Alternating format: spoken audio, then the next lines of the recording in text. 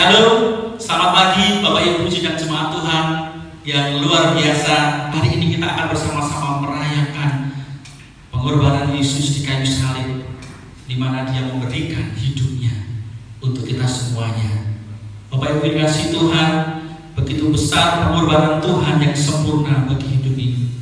Saya undang semuanya untuk kita bersama-sama membuka hati kita, menyembah Dia, memuliakan Tuhan, sebab pengorbanan-Mu sempurna bagi kami Tuhan.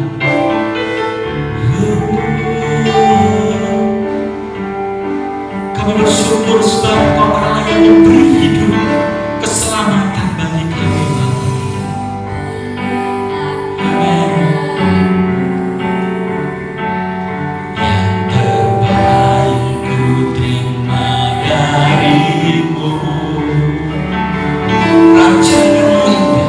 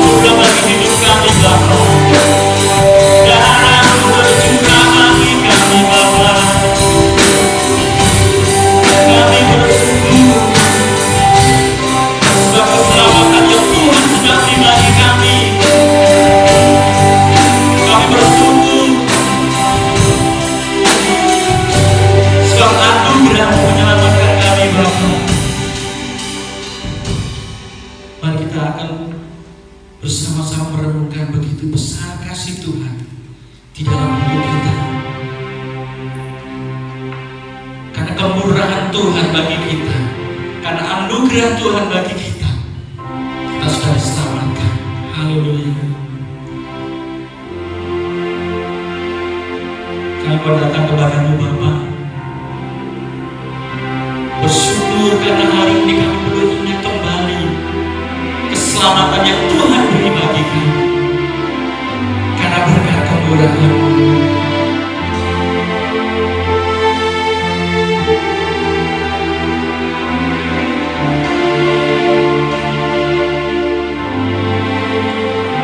aku ada saat ini, semuanya karena kasih-Mu. Amin. Aku hidup hari ini, semua berkat kemurahan-Mu. Terima kasih Yesus,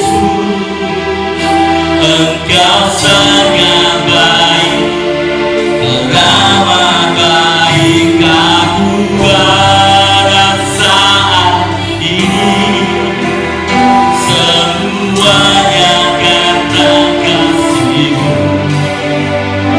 Aku hidup hari ini, semua berkat kemurahan-Mu.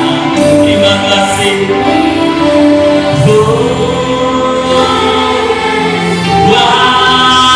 Berkat-Mu ramah baik bagiku. Amin. Semua karena anugerah-Mu Bapa, kami boleh ada saat ini.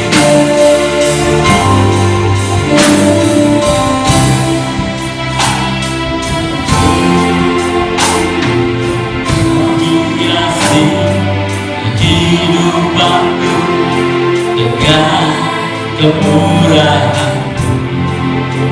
Amin.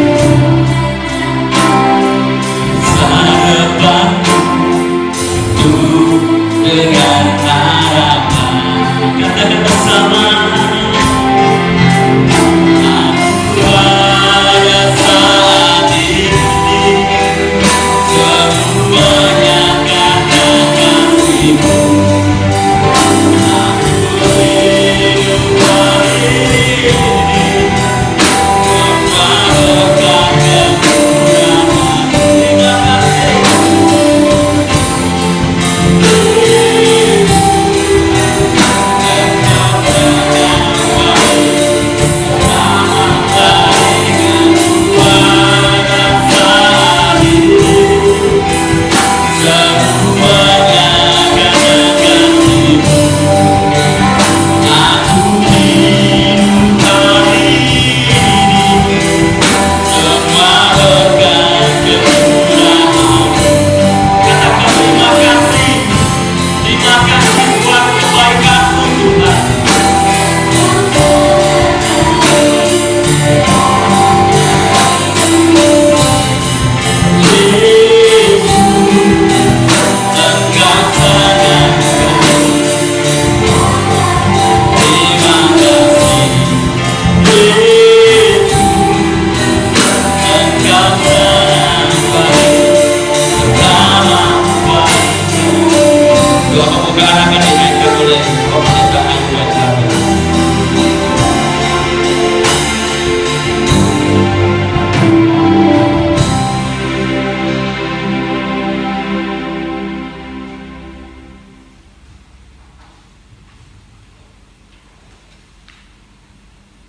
Bapa di surga, kami sangat bersyukur kepada Tuhan karena hari ini adalah hari yang sangat bersejarah bagi kami, di mana Engkau mati bagi dunia, bagi diri kami secara pribadi. Kami tadinya harus dihukum, tapi Engkau mengasihi kami sehingga Engkau datang dan mengganti kami, agar supaya kami beroleh hidup di dalam Engkau. Terima kasih atas pengorbanan bagi kami. seluruh hari ini kami boleh memperingatinya.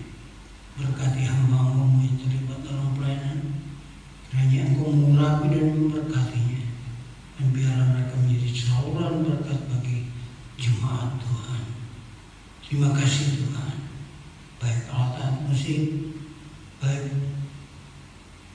tim musiknya, ataupun juga yang menyiapkan LCD, hamba-Mu yang memimpin pujian dan sinyal, semuanya adalah pelayan-Mu, dan telah Engkau persiapkan untuk menjadi berkat bagi kami. Berkati dan sucikan, kuduskan mereka untuk pelayanan hari ini.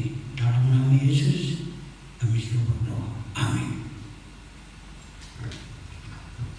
Bapak Ibu kasih Tuhan, hari ini karena darah domba Allah yang sudah menjadi ketebusan bagi kita semuanya, mari kita akan bersuka cita bersama-sama. Saya undang semuanya berdiri bersama-sama. Oleh darah anak domba, keselamatan telah tiba bagi kita.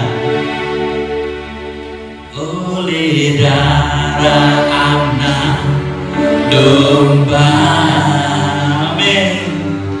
Oleh kesaksian kita, iblis dikalahkan, kuasanya dihancurkan oleh darah anak domba. Mari kita berdoa kepada Allah kita, sebab Dialah yang sudah memberikan kemenangan bagi kita. Amin.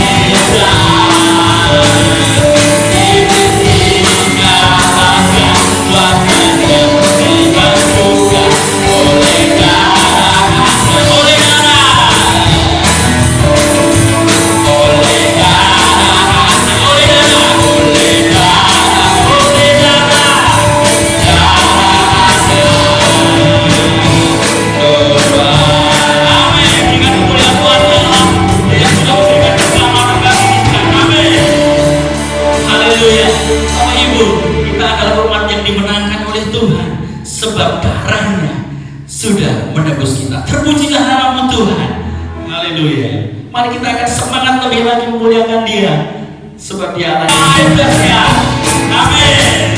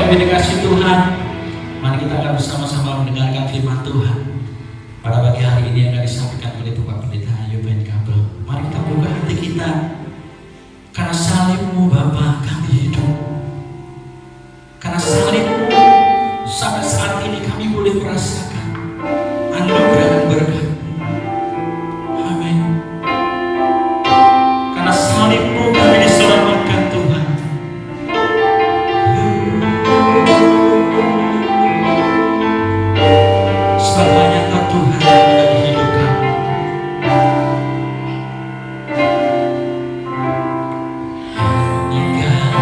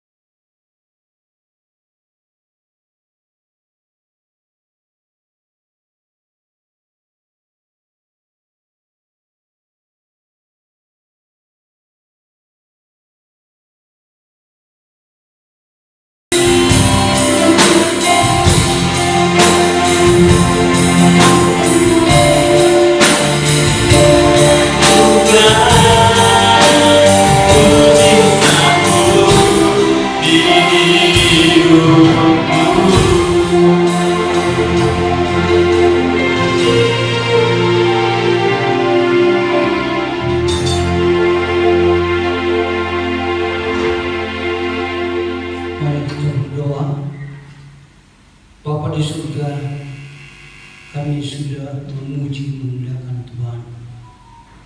Dan sekarang hati kami telah siap untuk mendengar dan menerima firman. Sucikan, kuduskan kami, sehingga hidup kami sungguh-sungguh diberkati melalui firman ini. Inilah doa kami di dalam nama Yesus. Amin. Bapak Ibu jemaat Tuhan yang Tuhan kasih, hari ini adalah hari yang bersejarah bagi umat manusia. Seluruh orang percaya memperingati hari kematian Kristus yang disebut Jumat Agung. Ada 3 hal yang perlu kita bicarakan tentang Jumat Agung ini. Yang pertama adalah tentang Allah. Allah menjadikan manusia dan menempatkan di tempat yang telah disiapkan Tuhan baginya. Dan tujuannya dengan tujuan adalah untuk mengusaha dan menikmati ciptaan Tuhan yang dalam taman, serta bersekutu dengan Tuhan. Bersekutu dengan Tuhan dalam kasih dan taat melakukan perintahnya. Kasih dalam diri manusia mulai terombang-ambing. Kasih mulai tawar dan memilih jalannya sendiri. Akhirnya kehilangan kasih yang sudah dibangun dengan Tuhan. Manusia memilih menentukan masa depan yang penuh harapan. Namun apa yang dipilih adalah salah dan bukan saja untuk dirinya sendiri, melainkan semua generasi selanjutnya. Keinginan manusia telah merusakkan hubungan baik dengan Allah. Manusia harus diusir oleh Allah karena telah bersekutu dengan iblis dan memberontak terhadap Allah. Dalam Kejadian 3 menceritakan tentang dosa. Dalam Kejadian 1-2 menceritakan tentang penciptaan yang sempurna. Tapi akibat dari manusia atau ulah dari manusia sehingga manusia jatuh dalam dosa. Tawaran yang datang kepada manusia merupakan tawaran yang indah yang menawan hatinya. Dan akhirnya manusia menentukan atau memilih jalan sendiri. Allah itu kudus dan Allah tidak mungkin hidup bersama dengan manusia yang telah berbuat dosa. Maka Allah dengan tegas mengusir manusia dari Taman Eden dan hidup di luar dari taman itu selamanya. Roma 2 ayat 2 mengatakan, tetapi kita tahu bahwa hukuman Allah berjalan secara jujur. Bapak, Ibu, dan saudara-saudara yang Tuhan kasih, Allah jujur menghukum manusia yang tidak taat kepada Tuhan, kepada firman-Nya. Dan Allah harus melakukan itu semuanya oleh karena keadilannya. Allah tidak pernah memilih rupa orang. Allah menghukum semua manusia sesuai dengan perbuatannya. Karena manusia tidak taat menjalankan firman Allah, Allah harus turun ke dalam dunia yang disebut pengorbanan. Allah mencari manusia yang meninggalkan penciptanya. Bapak Ibu, Allah berkorban bagi manusia. Pengorbanannya luar biasa. Dia harus datang ke dalam dunia. Dia meninggalkan surga, meninggalkan singgasananya. Dia datang ke dalam dunia hanya untuk mencari manusia yang sudah jauh dari Allah. Manusia menyembunyikan dirinya karena takut akan Allah. akibat telah melakukan pelanggaran atau tidak mentaati lagi firman Allah, sehingga manusia harus menyembunyikan diri dari Allah. Tapi Allah begitu mengasihi, Allah harus mencari dan menemukan dia. Bukan berarti Allah tidak tahu, Allah mengerti. Manusia itu bersembunyi di balik pohon, tapi Allah ingin kejujuran manusia juga. Dan Allah memanggil, "Hai manusia, di manakah engkau?" Manusia katakan, "Pada waktu aku mendengar langkah-langkah Allah di taman itu, aku merasa takut karena aku telanjang." Itulah akibat daripada pelanggaran, daripada ketidaktaatan pada firman Allah. Maka manusia harus berpisah dari Allah. Bukan hanya untuk satu masa, tapi untuk selamanya.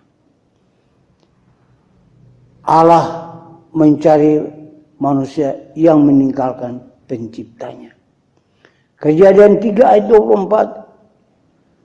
Ia menghalau manusia itu dan di sebelah timur Eden ditempatkan nyala beberapa kerup dengan pedang yang bernyala-nyala dan menyambar-nyambar untuk menjaga jalan ke pohon kehidupan. Mengapa harus Allah mengirimkan beberapa kerup untuk menjaga taman Eden itu? Karena di dalam taman Eden itu ada buah pohon kehidupan. Dan Allah tidak mau manusia itu kembali masuk dan mengambil buah itu dan makan. Akhirnya mereka kembali seperti Allah. Karena manusia sudah mengerti hal yang baik dan hal yang jahat. Itu sebabnya Allah harus melakukan hal itu. Atau Allah memagari taman itu dengan kerup, dengan pedang yang bernyala-nyala, agar supaya manusia tidak bisa kembali ke taman Eden. Saudara yang Tuhan kasih, dampak dari kejatuhan manusia telah mempengaruhi kehidupan manusia. Roma 3 ayat 23. Semua manusia telah berbuat dosa. Tidak ada seorang pun yang tidak berbuat dosa. Semua telah berbuat dosa. Mulai dari Adam dan seterusnya telah berbuat dosa di hadapan Tuhan. Dan manusia harus dihukum. Manusia harus dibuang ke neraka.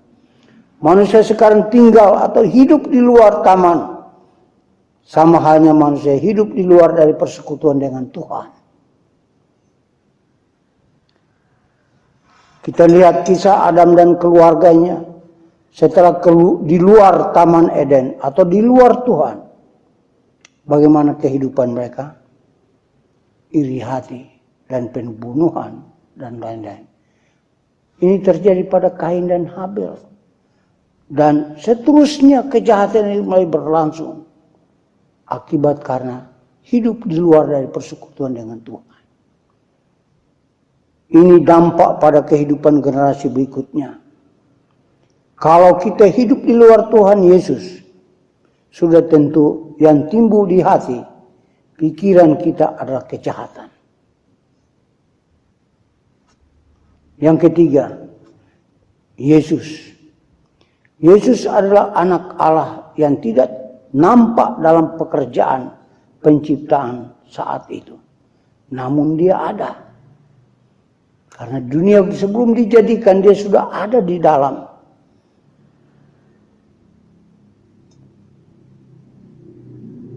Dalam Yohanes 1 ayat 2 mengatakan, pada mulanya bersama-sama dengan Allah. Dia atau Yesus bersama Allah. Dalam pekerjaan penciptaan itu. Jadi kita tahu bahwa dalam mengambil sikap untuk mengusir manusia dari Taman Eden, Yesus juga ada di dalamnya. Dan Yesus tahu persis kelemahan, kejatuhan dari manusia itu sendiri. Setelah manusia diusir, hidupnya dalam kesulitan, penderitaan, bukan hanya soal jasmani saja, melainkan jiwa. Jiwa merana. Jiwa mencari kehidupan yang bahagia, sukacita, damai, sejahtera. Tapi tidak dapat oleh karena dosa yang ada dalam dirinya. Jadi kehidupan setiap saat hidup dalam pengendalian dosa, pengendalian iblis yang membuat mereka tidak hidup dalam ketenangan, hidup dalam permusuhan, hidup dalam perkelahian. Dan ini yang terjadi pada kehidupan manusia yang di luar daripada Tuhan. Manusia sudah berusaha dengan berbagai cara untuk menyelamatkan jiwanya, tapi usaha itu sia-sia. Usaha yang mereka perbuat agar supaya dapat menyelamatkan mereka. Tetapi Alkitab mengatakan perbuatan yang baik tidak dapat menyelamatkan mereka. Dan mereka bagaimana caranya untuk mencapai keselamatan? Usaha mereka tidak bisa dapat dilakukan. Dan itu sebabnya harus Allah menghukum mereka sebagai bukti bahwa Allah menegakkan keadilan bagi manusia. Dalam Roma 6 ayat 23a dikatakan upah dosa ialah maut. Oleh karena perbuatan yang jahat, maka kematian datang kepada manusia. Baik kematian jasmani maupun kematian rohani. Kematian jasmani ialah kita akan mati. Tapi kematian rohani tatkala kita tidak percaya dan menerima Tuhan Yesus adalah kematian yang terakhir. Kematian yang kekal selama-lamanya. Upah dosa ialah maut, kematian. Dalam ayat 23b, tetapi karunia Allah ialah hidup yang kekal dalam Kristus Yesus Tuhan kita. Allah begitu mengasihi. Walaupun kita sudah berbuat dosa, tapi Allah tetap mengasihi kita.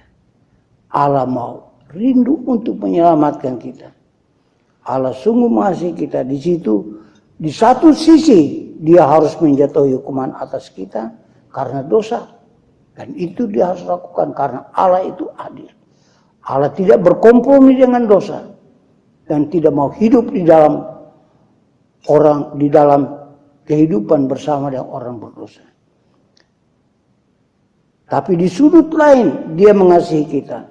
Sehingga Allah mengutus anaknya untuk disalibkan sebagai orang berdosa. Menggantikan kita supaya kita hidup bagi dia. Dia bukan orang berdosa. Tapi dijadikan dosa. Agar supaya kita bebas daripada dosa. Kita dimerdekakan dari dosa. Kita diperhambakan dari dosa, tapi dimerdekakan oleh Kristus melalui kematian di Bukit Kalvari. Bapak Ibu yang Tuhan kasih, itulah Allah yang begitu baik, yang sungguh mengasihi kita. Seharusnya kita yang harus disalibkan. Seharusnya kita yang mati tersalib di atas Bukit Kalvari karena kita sudah memberontak terhadap Tuhan. Tapi Tuhan menggantikan kita. Dan dia rela untuk mati di Bukit Kalvari. Bapak, Ibu, Saudara yang Tuhan kasih. Itulah kasih Allah. Kasih yang tidak bisa kita bayangkan dan tidak bisa kita mengukur dengan kemampuan kita. Kasih yang dari Allah itu. Efesus 2 ayat 8 dan 9. Oleh kasih karunia kamu diselamatkan bukan karena perbuatan baik. Itu sebabnya tadi saya katakan bahwa perbuatan baik tidak menyelamatkan manusia. Saudara tahu bahwa di Taman Eden manusia sudah berusaha untuk berbuat baik. Bagaimana dia menutupi ketelanjangannya. Tapi itu adalah perbuatan baik. Dia berusaha untuk dirinya. Tapi Allah tidak. Dan itu sebabnya Allah harus mengambil pakaian dari binatang untuk menutupi manusia. Itulah pengorbanan Kristus bagi manusia. Kesimpulan, Allah sudah berbuat baik kepada manusia, tapi manusia tidak menghargai Allah.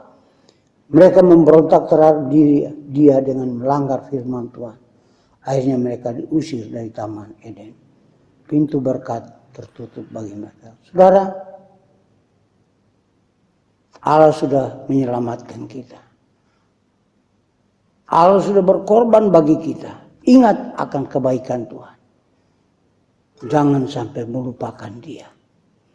Jangan sampai meninggalkan dia. Hanya karena masalah, persoalan yang datang. Dan akhirnya kita meninggalkan dia. Yang kedua, manusia patut dihukum karena pelanggaran. Roma 4 ayat 20. Yesus yang telah diserahkan karena pelanggaran kita. Dan dibangkitkan karena pembenaran kita. Jadi dia diserahkan karena pelanggaran kita. Tidak hanya dia memberikan nyawanya bagi kita. Tapi karena akibat pelanggaran kita. Maka dia harus menanggung pelanggaran kita itu. Dibawa ke Bukit Kalvari. Dia disalibkan di sana supaya kita memperoleh kehidupan yang kekal. Ia rela mati dan bangkit karena pembenaran kita. Dan dibangkitkan karena pembenaran kita. Oleh karena iman kita sehingga kita dibenarkan di dalam dia. Iman kita di dalam kebangkitan itu. Kita percaya bahwa dia telah bangkit. Dan kebangkitan itu telah membenarkan di dalam kehidupan kita oleh karena iman kita. Yang ketiga terakhir, tapi Allah itu kasih. Ia sungguh mengasihi manusia. Ia rela menggantikan manusia. Dan ia rela disalibkan. Filipi 2 ayat 6 dan 8 sampai 8. Ia dari surga. Ia datang ke dalam dunia. Ia turun ke dalam dunia. Merendahkan diri. Sebagai hamba dan sebagai seorang manusia rela mati di atas kayu salib demi keselamatan saudara dan saya. Kiranya Tuhan memberkati kita melalui firman Tuhan di pagi Jumat Agung ini. Amin. Mari kita berdoa. Terima kasih Tuhan. Berkati kami semua melalui firman Tuhan yang sudah kami dengar. Kami tahu dan kami mengerti bahwa kami manusia yang seharusnya disalibkan. Tetapi kalau oleh karena Engkau mengasihi kami, Engkau datang ke dalam dunia. Engkau mencari kami dan menyelamatkan kami. Dan Engkau tidak mau membinasakan kami. Tapi Engkau mau kami diselamatkan. Itu sebabnya Engkau menggantikan kami. Dan Engkau rela mati bagi kami. Di dalam nama Tuhan Yesus, kami sudah berdoa. Amin. Jemaat Tuhan, kita akan mengakhiri ibadah kita. Dan kita akan menyanyi pujian Ku Hidup Oleh Anugerah.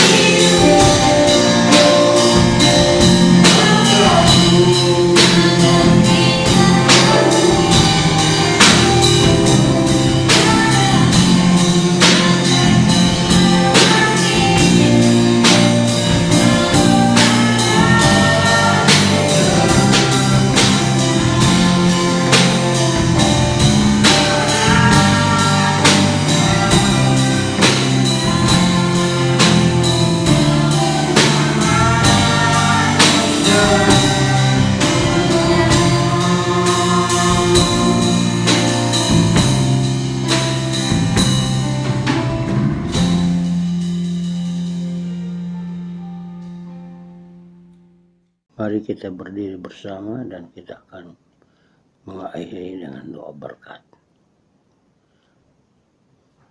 Turunlah kiranya atasmu anugerah dan selamat dari Allah Bapa, kasih dan anugerah daripada Kristus Yesus, dan penyertaan Roh Kudus senantiasa dalam kehidupan kami sampai hari Maranatha. Amin.